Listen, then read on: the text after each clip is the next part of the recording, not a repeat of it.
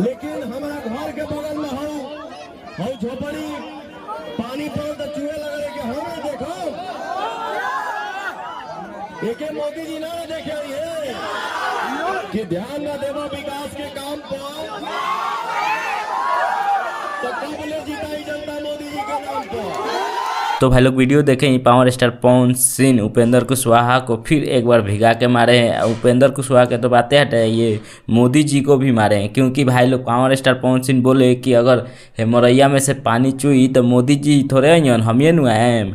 तो भाई लोग अभी बहुत मज़ा आने वाला है चुनाव प्रचार में पावर स्टार पवन सिंह का, क्योंकि भाई लोग अभी तो उपेंद्र कुशवाहा के तरफ से बीजेपी के तरफ से आने वाले हैं 5 सुपर स्टार पवन सिंह के विरोध में चुनाव प्रचार करने के लिए।